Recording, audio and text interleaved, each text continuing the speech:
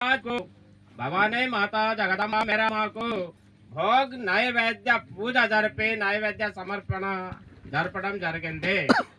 భువనగిరి నుండి నా మిత్రుడు ధీరావత్ పాండు నాయక్ కూడా హాజరయ్యారు. వివిధ ప్రాంతాల నుండి అందరు కూడా హాజరైనటువంటి వాళ్ళకందరికీ కూడా చాలా చాలా ధన్యవాదాలు తెలియజేస్తున్నారు. ప్రత్యేకంగా media, electronic and YouTube and పత్రికా విలేకరులందరికీ మరీ ధన్యవాదాలు తెలియజేస్తున్నాను.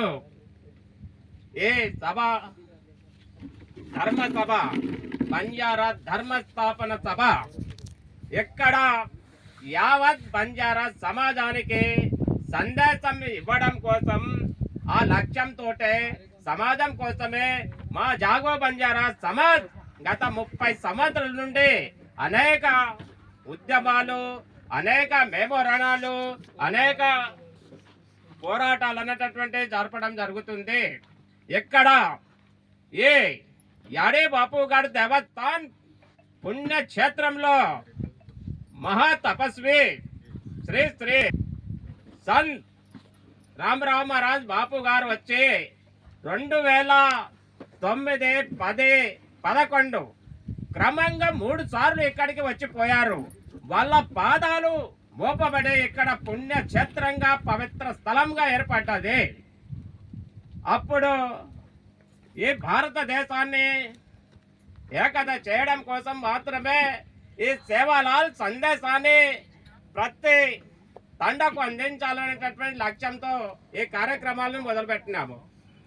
మొట్టమొదటిగా భారతదేశంలోనే ఇక్కడ ఈ సేవాలాల్ మహారాజ్ పేరుతోనే ఈ జాతి ఏకతగా కాగలుగుతున్నది. వీళ్లకు చైతన్యవంతులను చేయగలుగుతామనేటటువంటి లక్ష్యంతో సేవాలాల్ పేరును ప్రచారం లోపలికి తీసుకొచ్చింది నేనే. మొట్టమొదటిగా 2008లో అవుతా. అంతకు ముందే 1999 నుండే మేము ఈ సేవాలాల్ జీవిత చరిత్రను పాఠ్యాంశంలో ప్రవేశపెట్టాలి. ఈ బంజారాలకు ఒక ప్రత్యేకమైనటువంటి ఎండోమెంట్ డిపార్ట్మెంట్ ను ఏర్పాటు చేయాలి. ప్రభుత్వ బడ్జెట్ నుండి ప్రత్యేకమైనటువంటి బడ్జెట్ నుండి 1000 కోట్ల రూపాయలు కేటాయించి బంజారాల ఆధ్యాత్మిక కార్యక్రమాలను చేపట్టాలనేటటువంటి నినాదంతో చాలా రోజుల నుండి మేము చదువుతాము. అయితే ఇక్కడ ఏం జరుగుతుందంటే ఇది చాలా ప్రతి ఒక్కరికి తెలియజేయవలసినటువంటి అవసరం ఉంది. సేవాలాల్ పేరు చెప్పుకొని రాజకీయాలు చేస్తున్నారు. సేవాలాల్ పేరుతోటి ఫోటోలు పెట్టుకొని తమ ముఖాలను చూపిస్తున్నారు. ఇది సరి అయినటువంటిది కాదని వాళ్ళకు తెలియజేస్తున్నారు. ఎవరైతే సేవాలాల్ మహారాజ్ కు అవతార మహోత్సవాన్ని జరపాలి. సేవాలాల్ మహారాజ్ కు ప్రతి తండలో దేవాలయాలను నిర్మించాలి. ప్రతి తండలో పూజలు చేయాలి. అప్పుడు మాత్రమే ప్రతి తండలో ఏ మత్తు పదార్థాలను నిషేధించబడే ప్రతి ఒక్కరు కూడా సుఖ సంతోషాలతో మనశ్శాంతితో జీవితాన్ని కొనసాగించగలుగుతారు. అయితే ప్రభుత్వం చేపట్టాలి. బంజారాల యొక్క సంస్కృతి, చరిత్ర, భాషను కాపాడేటటువంటి బాధ్యతను ప్రభుత్వాలు చేపట్టాలి. ప్రభుత్వాలకు భారత రాజ్యాంగం ఇచ్చినటువంటి హక్కులు కూడా తెలియనటువంటి పరిస్థితి భారతదేశంలో ఉన్నది. భారతదేశాన్ని వీళ్ళు చదువుకునేటటువంటి వాళ్ళకు కూడా రాజ్యాంగం ప్రత్యేకమైనటువంటి కల్పించినటువంటి హక్కులు ఏవైతే ఉందో ఆ హక్కులు కూడా చాలా మంది రాజకీయ నాయకులకు తెలియదు. సేవాలాల్ పేరు చెప్పుకొని తమ పబ్బం గడుపుకుంటుండ్రు. అయితే 2018 నుండి కేసీఆర్ దృష్టికి సేవాలాల్ చరిత్రను తీసుకెళ్ళింది మేమే. ఆయన తెలియజేసింది మేమే. ఏం చెప్పినాము? ప్రతి తండలో గుడ్ల నిర్మాణం, సేవాలాల్ మందిరాల నిర్మాణం చేపట్టాలని చెప్పినాం. వాళ్ళు ఏమన్నారు? బంజారా భవన్ మాత్రమే ఏర్పాటు చేసి బంజారా భవన్ను రాజకీయ భవన్గా ఏర్పాటు చేసుకున్నారు. ఇప్పుడు అక్కడ ఉన్నటువంటి కొంతమంది మా జాతిలో కొంతమంది ధరావట్లు, తేజావట్లు, తెరావట్లు వీళ్లకు జాతి తెలియదు, నీతి తెలియదు, సమాజ్ తెలియదు, శాస్త్రం తెలియదు, సేవాలాల్ గురించి అసలే తెలియదు.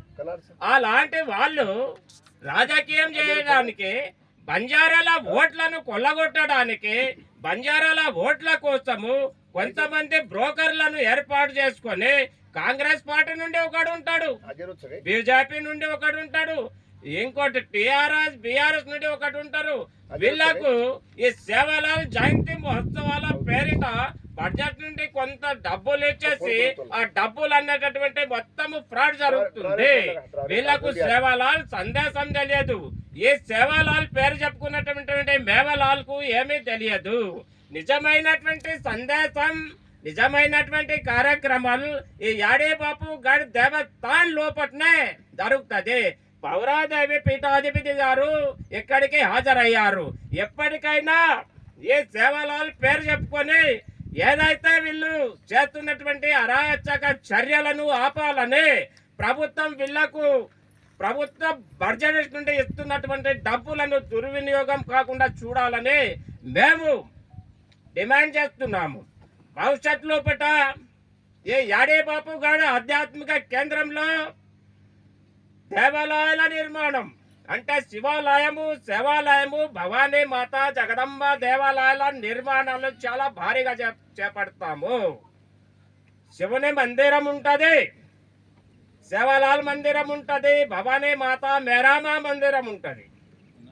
తర్వాత ఎక్కడ అనాథ ఆశ్రమం, తర్వాత విద్యాలయం కూడా ఏర్పాటు చేయాలన్నటువంటి ఆలోచనతో ఉన్నాము. ఇక్కడ ఉండేటటువంటి భూమి సుమారు 5 ఎకరాల భూమి మా పూర్వీకుల నుండి, మా తాతల నుండి మాకు సంక్రమించినటువంటి భూమి ఇది. మేము ఈ భూమిని స్వచ్ఛందంగానే ఇచ్చాము. గత 18 సంవత్సరాల నుండి మేము ఇక్కడ ఈ కార్యక్రమాలను చేపడుతున్నాము. ఈ భూమి మాదే. ఇక్కడ పెట్టేటటువంటి డబ్బులు వేల రూపాయలు ఖర్చు పెట్టి కరపత్రాలను ప్రచురించి తండాలన్నీ తిరిగితే కూడా ఈ బంజారాలకు సోయి లేదు. ఈ బంజారా నాయకులు అంటున్నటువంటి వాళ్ళు వీళ్ళు జాతిని భ్రష్టు పట్టిస్తున్నారు. బంజారా జాతి పేరు చెప్పుకొని పబ్బం గడుపుకుంటున్నారు. ఇక్కడ ఉండొచ్చు, ఎవడో కొన్ని బొమ్మలు పెట్టొచ్చు, ఇక్కడ వాడు భూ కైలాసం అని చెప్తుండొచ్చు. ఈ భూ కైలాస, ఏ కైలాస, ఊ కైలాస, ఏ కైలాస గురించి మనకి తెలియదు. జ్యోతిర్లింగాలు అంటాడు, ఆ జ్యోతిర్లింగాల గురించి మనకి తెలియదు. తర్వాత ఇక్కడ ఉండేటటువంటి ఇప్పుడు డిసిసిలు అయిండొచ్చు, పిసిసిలు అయిండొచ్చు, 30 సంవత్సరాల నుండి ఇక్కడ రాజకీయ పార్టీలో పనిచేస్తున్నటువంటి వాళ్ళకు కూడా ఏమీ తెలియదు. జాతి తెలియదు, నీతి తెలియదు, సమాజం తెలియదు, శాస్త్రం తెలియదు, సేవలాల గురించి అసలుకే తెలియదు. ఇలాంటి చరిత్ర ఇక్కడ ఉంది. ఈ విషయాలు అనేటటువంటిది నేను వీళ్ళతో కోరుకున్నది ఒకటే, ఈ బ్రోకర్ రాజకీయ నాయకులారా మీరందరూ కూడా మంచి కార్యక్రమాలను చేపట్టండి. మన బంజారా జాతిని చైతన్యవంతులను చేయండి. సేవలాల్ పేరు పైట అరాచకం చేయకుండా ప్రతి తండాలో మందిరాలు నిర్మించండి. సేవలాల్ జయంతి కాదు, సేవలాల్ అవతార మహోత్సవము, సేవలాల్కు పూజలు చేయండి. సాధారణ మానవునితో పోటీ సాధారణ మానవునికి జయంతి ఉత్సవాలు చేసుకుంటుంటే బర్త్డే కేకులు కట్ చేస్తారా? పౌరాదేవి ఉంది మా యావత్ బంజారా సమాజానికి కాశీ, తిరుపతి ఎట్లనో మా పౌరాగఢ, ఆ పౌరాగఢ్ పీఠాధిపతి యావత్ బంజారా సమాజానికి ధర్మగురు ఎక్కడికి వచ్చి కూర్చున్నారు. ఈ ఆడే బాపు గారు దేవస్థాన్ ఆధ్యాత్మిక కేంద్రంలో ఆయన ఆదేశం నుండే నేను మాట్లాడుతున్నాను. ఎప్పటికైనా మీరు నిజం తెలుసుకొని ఎవరైనా ఉండొచ్చు. యావత్ బంజారాలకు సంబంధించినటువంటి ఆల్ ఇండియా బంజారా సేవా సంఘం నాయకులు కూడా వాళ్ళకు కూడా 2001లో అప్పుడు రంజిత్ నాయక్ ఉన్నారు. సేవాగాండ్ను ఏర్పాటు చేసినప్పుడు అక్కడ నా చేయితోటి నేను వాళ్ళకు అందరికీ కూడా రాజకీయ చైతన్యం చేశాను.